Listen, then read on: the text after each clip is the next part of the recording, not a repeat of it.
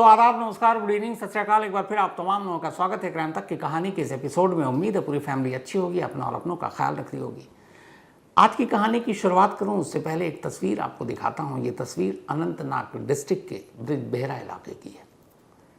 अभी तक की जो इंटेलिजेंस NIA की इन्वेस्टिगेशन, जम्मू कश्मीर पुलिस की जो शुरुआती तफ्तीश है, उसके बाद जो चीज़ें निकल कर आई वो ये थी कि इस पहलगाम के हमले में जो 22 अप्रैल दोपहर को 3 बजे के दरमियान अंजाम दिया गया, 5 टेररिस्ट शामिल थे। इनमें से 3 पाकिस्तानी था और 2 लोकल कश्मीरी। इन्हीं में से लोकल कश्मीरी में से एक, उसका नाम था आदिल।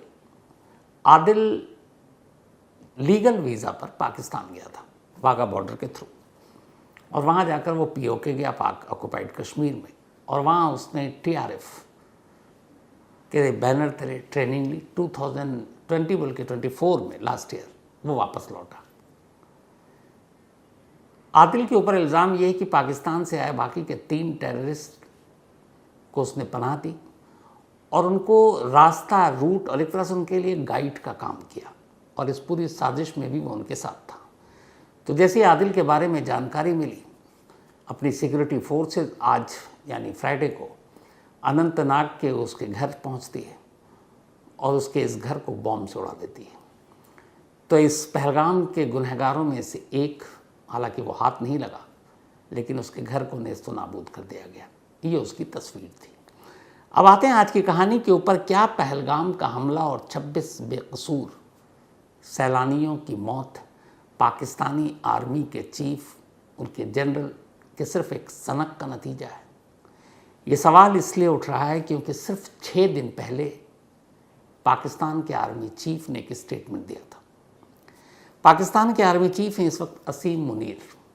असीम मुनीर वो शख्स है, जब इमरान खान पाकिस्तान के प्राइम मिनिस्टर थे तब झगड़ा हो गया था और इमरान खान ने 8 महीने के अंदर अंदर असीम मुनीर को हटा दिया। उसके बाद शहबाज शरीफ की सरकार आई, इमरान खान जेल चले गए। तो फिर सितंबर 2024 में, ये वही सितंबर 2024 नहीं बल्कि 2022 में, इनको पाकिस्तान का आर्मी चीफ बनाया गया, असीम मुनीर को। असीम मुनीर इससे पहले पाकिस्तानी खुफिया एजेंसी ISI का डायरेक्टर भी रहा, और ये वही असीम मुनीर है जिसने 2024 में पहली बार रिकॉर्ड पर यह बात एक्सेप्ट की थी कि करगिल वॉर में पाकिस्तानी आर्मी का हाथ था, जिससे पाकिस्तान सरकार अब तक मना करती रही थी कि हमारा कोई रोल नहीं है। लेकिन पाकिस्तान के आर्मी के सबसे टॉप जनरल ने पहली बार ऑन कैमरा, रिकॉर्ड पर यह बात मानी कि करगिल वॉर के पीछे उनकी सेना थी।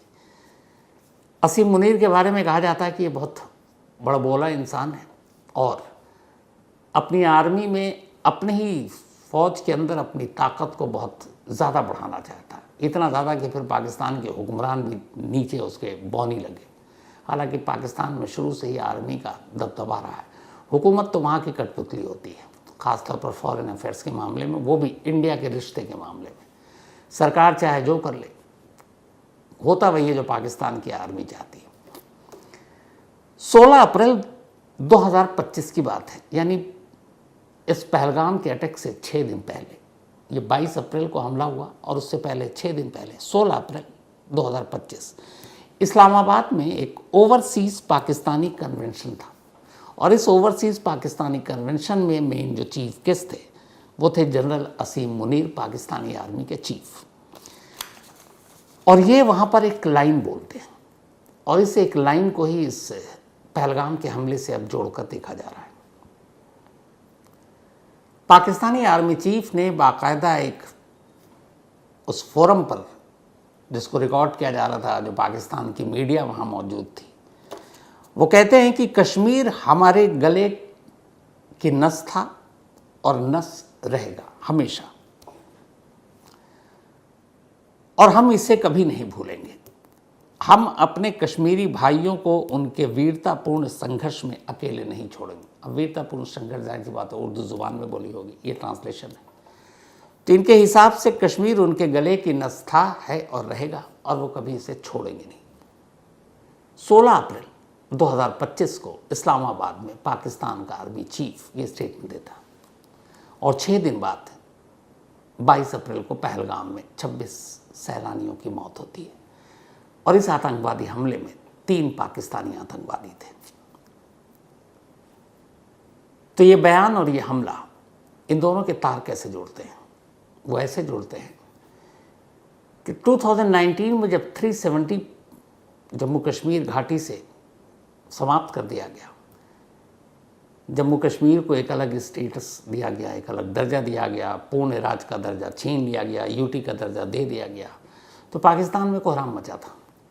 तब तक लश्कर तैयबा, हाफिज सईद जिसका सरगना, वो ऑलरेडी बैन हो चुका था। पाकिस्तानी सरकार को दिखाना पड़ा था मजबूरी, क्योंकि कर्ज तले दबे हुए हैं IMF और बाकी वर्ल्ड बैंक से, अमेरिका का भी प्रेशर। तो लश्कर तैयबा को एक तरह से बैन किया, तो लश्कर तैयबा को उन्होंने दिखाना शुरू किया, ख़त्म हो गया। लेकिन लश्कर तैयबा ने अपना एक शैडो संगठन शुरू किया और उसका नाम रखा TRF, द रेजिस्टेंस फोर्स। ये 2019 में आर्टिकल 370 हटने के फ़ौरन बाद लश्कर ने ये शैडो ऑर्गेनाइजेशन शुरू किया था कश्मीर के अंदर, और इसका मकसद यही था कि इस सरकार के फैसले के ख़िलाफ़ कश्मीर के लोगों को भड़काएं और कश्मीर में फिर से हिंसा फैलाएं। और इस शैडो ऑर्गेनाइजेशन को जन्म दिया लश्कर के चीफ हाफिज सईद ने। पाकिस्तानी आर्मी के चीफ का 16 अप्रैल का ये बयान, 3 आतंकवादियों का पाकिस्तान से सरहद के अंदर दाखिल होकर ये हमले को अंजाम देना, और इसके पीछे हाफिज सईद का जो ख़ास शख्स है उसकी भी इस साजिश में शामिल होने की बात, ये सारी कड़ियाँ एक साथ जुड़ी हैं, ठीक वैसी जैसे करगिल वॉर हुआ और तब किसी ने माना नहीं था, पाकिस्तान ने भी नहीं माना। लेकिन अब ये है कि जब पाकिस्तानी आर्मी ने कह दिया और बहुत दिनों से कश्मीर शांत था, तो फिर लश्कर के ऊपर प्रेशर आया। जब पाकिस्तानी आर्मी ने कहा कुछ तो करना पड़ेगा, क्योंकि पाकिस्तानी आर्मी का सर पे इनके हाथ रहता है, ट्रेनिंग वही देते हैं इन सारे टेररिस्ट को, कमांडो की तरह जैसे वो अपने आर्मी के लोगों को देते हैं। तो 16 अप्रैल के इस बयान के बाद से ही सुगबगाहट शुरू हुई, और उसके बाद ये हुआ कि कुछ करना है, कुछ करना है। और फिर 22 अप्रैल को पहलगाम की सूरत में हिंसा की यह शक्ल हम सबके सामने आई। तो एक पाकिस्तानी आर्मी चीफ और उसकी ये सनक और उसकी ये बात, और उसके बाद ये पहलगाम का हमला, इसको लेकर हमारी इंटेलिजेंस की एजेंसियां और बाकी लोग कड़ियाँ जोड़ रहे हैं। और जो इंडियन गवर्नमेंट ने लगातार ये कड़ा स्टैंड लिया है, पानी रोकना, वीज़ा रोकना, बाहर कर देना, वाघा बॉर्डर पे जो चौकी है उसको बंद कर देना, ये कदम ही इसीलिए है क्योंकि इसके तार पाकिस्तानी आर्मी के उस स्टेटमेंट से जुड़ते हैं। तो एक पाकिस्तानी आर्मी के चीफ की यह सनक पहलगाम में बेकसूर सैलानियों की मौत के रूप में तब्दील हुई। तो ये तो रही इस पाकिस्तानी जनरल की बात। अब जो पूरी इन्वेस्टिगेशन की बात है, जिस जगह पर यह हमला हुआ बैसरन घाटी पहलगाम में, वहां पर एक भी CCTV कैमरा नहीं था। अब सोचिए, जो सबसे बड़ा टूरिस्ट स्पॉट हो श्रीनगर में, 2 ही सबसे मशहूर टूरिस्ट स्पॉट हैं, अगर आप डल लेक और निशात गार्डन को छोड़ दें, तो या तो पहलगाम है या फिर गुलमर्ग और सोनमर्ग है। और पहलगाम की खूबसूरती बिल्कुल गुलमर्ग और सोनमर्ग से अलग है। तो यहाँ पे हमेशा टूरिस्टों की भीड़ होती है हर सीज़न में। एक भी लेकिन CCTV कैमरा नहीं, ख़ासतौर पर उस जगह पे जहाँ पे टूरिस्ट आकर थोड़ा सुस्ताते हैं, थोड़ा पिक्चर लेते हैं, खाते पीते हैं। लास्ट ईयर तक इस जगह पर CRPF की 2 कंपनी तैनात होती थी इस पूरे इलाके की, इस टूरिस्ट स्पॉट की सुरक्षा के लिए। 2025 की शुरुआत में CRPF की इन 2 कंपनी में से एक कंपनी को वहाँ से हटा दिया गया और उसे किसी और जगह डिप्यूट कर दिया गया। अब उसकी एक वजह यह भी है कि हमारी आर्मी की फोर्सेस में जो एक रिपोर्ट आई है उसमें कमी है। करीब 1 लाख इंडियन आर्मी में इस वक्त वैकेंसी है, और इसकी वजह यह है कि कोरोना काल में भर्तियां जो है वो रुकी हुई थी। हर साल करीब 60,000 आर्मी के लोग रिटायर होते हैं। तो 2 साल जब भर्ती रुकी तो इसका मतलब 1,20,000 रिटायर हो गया, लेकिन उनकी जगह बहाली नहीं हुई। हालांकि अग्निवीर स्कीम के तहत लोग आए, लेकिन अब भी नहीं आए। सीनियर से लेकर जूनियर पोस्ट पे बहुत सारी वैकेंसी पड़ी हुई है। और उसी का असर ये है कि जब आप डिप्लॉय करते हैं चीज़ों को कहीं और, अपनी यूनिट को, कंपनी को, तो फिर मैन फोर्स की कमी के साथ ये कमियां आती हैं। और यही वजह है कि इस साल की शुरुआत में सीआरपीएफ की 2 में से 1 कंपनी को वहाँ से हटा दिया गया था। और उसकी वजह ये थी कि शायद एक गलतफहमी भी कि टूरिस्ट स्पॉट पर कभी टेररिस्ट अटैक तो हुआ नहीं। जो क्विक रिस्पांस टीम थी सीआरपीएफ की दूसरी, उसको इस इंसिडेंट में करीब 3 बजे की बात है ये जब हमला हुआ, 1 घंटा लगा था मौके पर पहुंचने में। और वो 1 घंटा इसलिए लगा क्योंकि जो पूरा इलाका है यहाँ आप गाड़ियों से जा नहीं सकते, 2 ही रास्ते हैं आपके पास, या तो आप पैदल चलें या फिर घोड़े पे, खच्चर पे। तो 1 घंटा लगा और वो 1 घंटा काफ़ी था उन आतंकवादियों को अपना काम करके वापस उसी जंगल में गुम हो जाने के लिए। तो हमला हुआ, उसकी सूचना भी दी गई, लेकिन 1 घंटे के बाद ये लोग पहुंचे। सीसीटीवी कैमरा था नहीं। अब एनआईए को ये जांच सौंप दी गई। अब एनआईए क्या करे? तो एनआईए पूरी तरह से डिपेंडेंट थी उन आई विटनेसेस पर, चश्मदीदों पर जो वहाँ मौजूद थे। ऐसे 42 चश्मदीद मिले जिन्होंने इन टेररिस्ट को देखा, 42। इनमें से एक तो फोटोग्राफर था जो जब गोलियां चली तो वो पेड़ पर चढ़ गया और पेड़ की पत्तों की आड़ में छुप गया, और फिर उसने देखा उन टेररिस्ट को। तो 42 के 42 लोगों के स्टेटमेंट लिए गए और उन्हीं से हुलिये पूछे गए। तो उनका जो हुलिया बताया गया, उसके बाद ये जो 3 स्केच बने, ये तीनों स्केच इन्हीं 42 आई विटनेसेस के बयान के आधार पर बनाए गए। और इन्हीं 42 विटनेसेस में से ये भी बताया उन लोगों ने कि उसमें से 3 लोग पश्तो ज़ुबान में बात कर रहे थे और उर्दू में मिक्स, जबकि 2 लोग लोकल कश्मीरी लैंग्वेज में बात कर रहे थे। तो फिर पुलिस को और एजेंसी को ये लगा कि इसमें से 2 लोकल हो सकते हैं। तो उसमें एक आसिफ और एक आदिल। आदिल के घर को बम से उड़ा दिया गया और आसिफ का जो घर है वो तराल में है, उसको जम्मू कश्मीर एडमिनिस्ट्रेशन ने बुलडोज़र से गिरा दिया। लेकिन वो दोनों गायब हैं और वो तीनों पाकिस्तानी भी गायब हैं। इन तीनों की जांच अब भी जारी है, इनकी तलाश अब भी जारी है जंगलों में, पीर पंजाल के जंगलों में, पहलगाम के आसपास के जो तमाम घने जंगल है वहाँ पर इनकी तलाश जारी है। सेना, paramilitary forces, Jammu Kashmir police, ये सभी लगे हुए हैं। विजय शंकर जो एनआईए के इस वक्त इस पूरी जांच को लीड कर रहे हैं, इंस्पेक्टर जनरल ऑफ पुलिस जो एनआईए के हैं, विजय शंकर, वो इस वक्त श्रीनगर में डेरा डाले हुए हैं और इस पूरे मामले की इन्वेस्टिगेशन कर रहे हैं।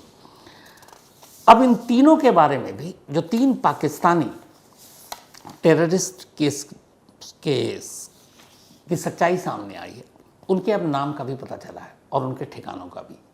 और ये एक बहुत पुख्ता सबूत है पाकिस्तान को ये बताने के लिए कि ये 3 टेररिस्ट आपके यहाँ से आए, सरहद पार करके आए। इन 3 में से जो स्केच के ज़रिए जारी की गई है, इनमें से तीनों के जो नाम हैं, एक नाम है इसमें आसिफ फौजी, दूसरे का नाम है अबू तलहा और तीसरे का नाम है आदिल हुसैन, जो 3 स्केच जारी किए गए हैं। आसिफ फौजी का अपना एक कोड नेम है और उसका कोड नेम है मूसा, जबकि अबू तलहा का भी एक कोड नेम है और उसका कोड नेम है आसिफ। और ये दोनों पाकिस्तानी हैं, जबकि आदिल वही अनंतनाग के ब्रिजबेहरा इलाके का रहने वाला है। इसके अलावा इस हमले में शामिल 2 और, ये तो 3 स्केच बने, 2 के स्केच नहीं है। उन 2 की जो पहचान हुई है उनमें से एक का नाम है सुलेमान शाह और इसका कोड नेम है यूनुस, ये पाकिस्तानी है। और दूसरा है लोकल कश्मीरी, उसका नाम है आसिफ शेख, और आसिफ शेख त्राल का रहने वाला है जिसके घर को बुलडोज़र से आज गिराया गया। अब जो बाकी की ये तीनों पाकिस्तानी बचे, सुलेमान शाह, इसके अलावा आसिफ फौजी और अबू तलहा, ये तीनों पाकिस्तान के POK यानी पाक ऑक्युपाइड कश्मीर, पाक अधिकृत कश्मीर या मकबूजा कश्मीर, जो भी आप कहें, वहाँ के रहने वाले हैं। महीने भर पहले वहाँ पर एक रैली हुई थी हमास की तर्ज पर, और इस रैली में बाकायदा एक तरह से डेमोन्स्ट्रेशन किया गया था कि हमला कैसे करना है। TRF के हमला करने का तरीका हमास जैसा है, ये बड़े ग्रुप में नहीं आते, छोटे ग्रुप में मैक्सिमम 3 से 5 लोग, इससे ज़्यादा नहीं होंगे। रैकी करते हैं अपने टारगेट को और फिर गोली मारते हैं और वापस इनका ठिकाना आशियाना होता है जंगल, फिर ये जंगल में जाकर छुप जाते हैं। शहर से दूर रहते हैं, सड़क से दूर रहते हैं, गाड़ियों में ट्रैवल नहीं करते, अपने पास कोई फ़ोन, कोई गैजेट, इस तरह के कोई चीज़ नहीं रखते जिससे आप ट्रांसमिशन, सेटेलाइट, जो भी आप चीज़ें कहें, उनसे आप इनके लोकेशन को पता कर सकें। तो ये बिल्कुल पुराने तौर तरीके के हिसाब से ऑपरेट कर रहे हैं और यही मुश्किल आती है अपनी एजेंसियों को इन तक पहुंचने में। लेकिन इन तीनों के पीओके से रिश्ते को निकाला गया है। इन तीनों के जो हाफिज सईद लश्कर का चीफ है, उसके ज़रिए उनके रिश्तों को भी निकाला गया है और इस रिश्ते के साथ इनके सारे सबूत पाकिस्तानी हुक्मरानों को दिया जाएगा और ये कहा जाएगा कि देखो आप, क्योंकि पाकिस्तान कह रहा है इस हमले से हमारा कोई लेना देना नहीं। हर हमले के बाद वो कहता है कि भाई ये फिर कौन लोग हैं, कहाँ से आए, क्योंकि ये दो बेशक जम्मू कश्मीर के लोकल टेररिस्ट थे, पर इन दोनों को भी 2018 में पाकिस्तान ये गए और वहाँ ट्रेनिंग ली, फिर लौट कर आए लास्ट ईयर, और 3 को पाकिस्तान सरहद पार से भेजा गया और उन तीनों की ट्रेनिंग पाकिस्तानी आर्मी ने की। उसी पाकिस्तानी आर्मी ने जिसके जनरल असीम मुनीर ने 16 अप्रैल को ये स्टेटमेंट दिया कि कश्मीर हमारे गले की नस है जिसे हम भूल नहीं सकते, ना आज, ना कल, ना परसों।